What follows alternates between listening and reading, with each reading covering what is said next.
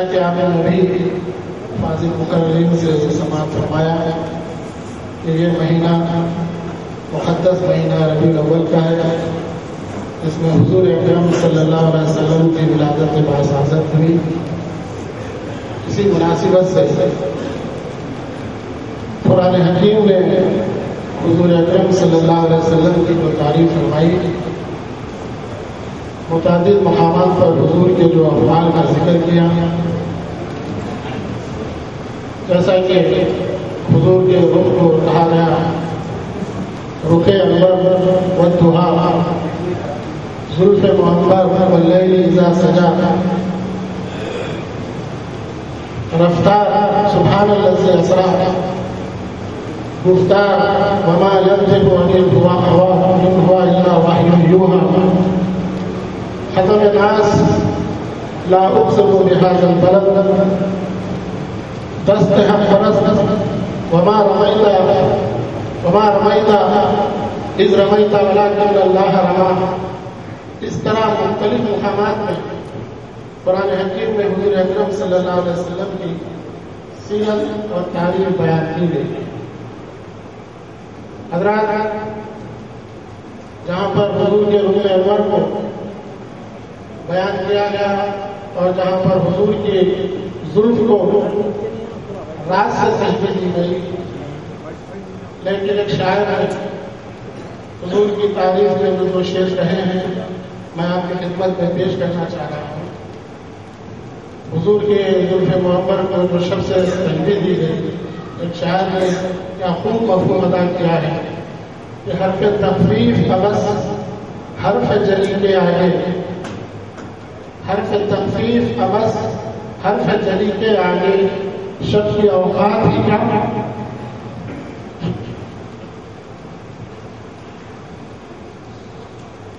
زلف نبی کے آگے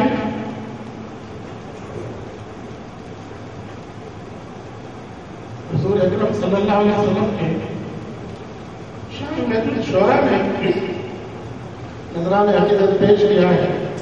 اسی طرح حضور کو امی لقب بھی کہا جاتا ہے، لیکن اسی شاعر نے کیا خوب کہا ہے کہ اللہ اللہ یا فصاحت یا بلاغت یا کلام، اللہ اللہ یا فصاحت یا بلاغت یا کلام، علم شرمندہ ہے امی لقب کیا ہے۔ حضرات، یہ مہینہ جیسا کہ ابھی کہا گیا حضور اکرم صلی اللہ علیہ وسلم کی ولادت کا تھا، اسی لیے میں نے دو چار باتیں قرآن حکیم سے حضور اکرم صلی اللہ علیہ وسلم کے سلسلے میں نے بیان کی۔ جیسا کہ ابھی آپ نے سنا کہ کلام اللہ تبارک و تعالیٰ کا جو کلام ہے، یہ تمام کلاموں میں عرفہ و حلقہ ہے۔ یہ ادب میں، بلاغت میں ہمارے علماء نے کئی تفاصیر اس کے لکھے ہیں اور اس کے مختلف پہلوؤں پر روشنی ڈالی ہے۔ میں آپ کو ایک بات حضور اکرم صلی اللہ علیہ وسلم کے زمانے کی سنانا چاہ رہا ہوں جو کلام الہی کے بلاغت اور اس کے اعجاز سے متعلق ہے کہ حضور اکرم صلی اللہ علیہ وسلم کے زمانے میں بعض لوگ جو عربی کے اس زمانے کے استاد کہلاتے تھے اور بہت ہی فصیح عربی بولا کرتے تھے اور اس زمانے کے فصحا تھے، انہوں نے قرآن حکیم سے 3 الفاظ ڈھونڈ کر نکالے اور حضور سے آ کر انہوں نے یہ عرض کیا کہ آپ فرماتے تھے کہ یہ تو ادب کا ایک اعلیٰ معیار ہے، لیکن اس میں 3 لفظ جو قرآن پاک میں ہیں وہ غیر ادبی الفاظ ہیں۔ انہوں نے بیان کیا کہ ایک تو جو ہے اوپار ہے، دوسرا حسوا ہے اور تیسرا اجاب ہے۔ حضور اکرم صلی اللہ علیہ وسلم نے فرمایا کہ آپ اپنے پاس جو عربی کا سب سے ماہر اور سب سے فصیح لسان کا آدمی ہے اس کو بلوائیے تاکہ اس سے اس موضوع پر بات چیت ہو سکے۔ انہوں نے ایک بہت ہی عربی کے ماہر کو اپنے ساتھ لایا، حضور اکرم صلی اللہ علیہ وسلم سے کے پاس بہت تشریف لائے۔ حضور نے اس شخص سے کہا کہ شیخ صاحب آپ تشریف رکھیے، تو بیٹھ گیا۔ پھر حضور اکرم صلی اللہ علیہ وسلم نے فرمایا کہ ذرا کھڑے ہو جائیے، تو کھڑا ہو گئے۔ پھر آپ نے فرمایا کہ ذرا بیٹھ جائیے، تو بیٹھ گئے۔ پھر آپ نے فرمایا کہ کھڑے ہو جائیے۔ اس طرح 2-3 مرتبہ کرنے سے اس شخص کو کافی غصہ آیا اور اس نے کہا کہ انا شیخ الکبار، अतत्तखिज़ूनी हुज़वा हाज़ा शैख़ुन मुजाब।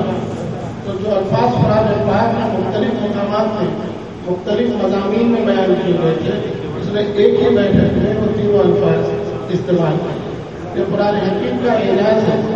मैं मुबारकबाद देता हूँ हमारे क़ारी मोहम्मद अली खान साहब को कि उन्होंने कुरान पाक के मुसाबक़े में मुनक़िद किए हैं।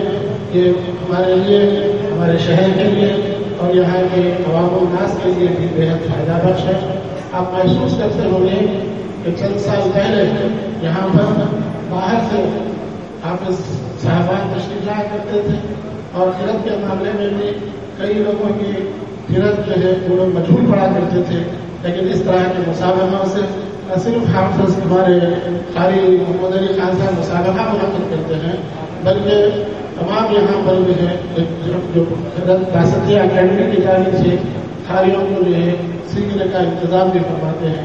ये बहुत ही काबिल तहसीन अंदाज़ है। मैं उनको अपनी तरफ से मुबारकबाद देता हूँ कि वो जो है इस तरह के मुकाबले मुनक़िद करते हैं।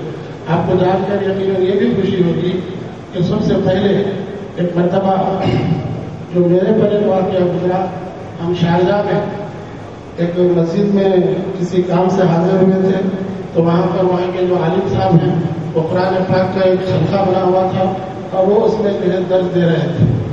अब हम लोगों को ये हैरत शुरू हुई कि भाई अरब है और कई साल से उनको जो है पढ़ा रहे हैं, और अगर हम उस पर जाकर बैठ जाएं तो हमारी जो है जो प्रोनाउंसिएशन है या हमारी जो तजवीज़ है उतनी कोई ख़ास नहीं है। लेकिन फिर भी डरते डरते हम लोग जो है, मेरे साथ हमारे दारुल उलूम हैदराबाद के उस्ताद भी थे, वो भी बैठ गए। मुझसे पहले उस्ताद साहब का जब नंबर आया तो मैंने कहा कि भाई एक दिन में तो यहाँ पर तस्लीम हो नहीं सकती, कम अज़ कम इनकी गलतियाँ तो मिलेंगे। तो वो एक आयत में तकरीबन उनको 17 बार मुजरब साहब तक खोल दी। अब उसके बाद मेरा नंबर आया तो मैंने कहा कि भाई एक ही गलती करना चाहिए। तो हम औज़ु बिल्लाहि मिनश शैतानिर रजीम बिस्मिल्लाहिर रहमानिर रहीम की बात पढ़ना शुरू की, जहाँ से भी आयत आई थी अल्लज़ीना युनफ़िक़ूना अम्वालहुम बिल्लैलि वन्नहारि सिर्रन व अलानिया। 8-6-7 लाइन में एक सांस में पढ़ दिया। उनको जो है गुस्सा आ गया और कहा कि शील इसके हाथ में से कुरान खींच लो। तो हम बाजू वाले को कुरान दे दिए। हमारे उस्ताद साहब ने पूछा कि अंसारी साहब इस तरह पढ़ते हैं। मैंने कहा कि भाई यहाँ पर एक दिन में तो तस्लीम हो नहीं सकती, इसलिए एक ही गलती मैंने पड़ी।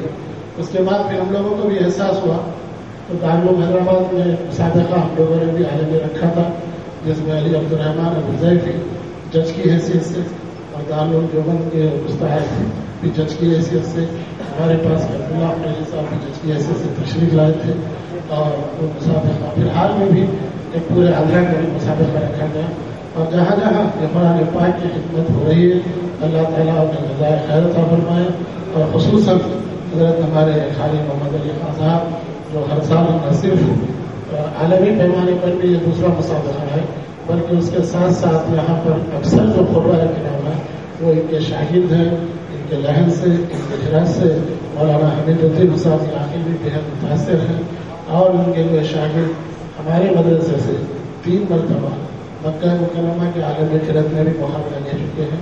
मैं दुआ करता हूँ कि अल्लाह ताला इस मुक़ाबले को तकमील तक पहुँचाए और खैर व खूबी से पहुँचाए। वाक़िअ दावाना अल्हम्दुलिल्लाहि रब्बिल आलमीन। बहुत ही ममनून व मशकूर हूँ मोहतरम दारुल हैदराबाद जनाब मोहम्मद रहीमुद्दीन अंसारी साहब, साबिक़ सदर नशीन उर्दू एकेडमी का, आपने हमारी दावत पर तशरीफ लाए और यहाँ पर मुखातिब किया।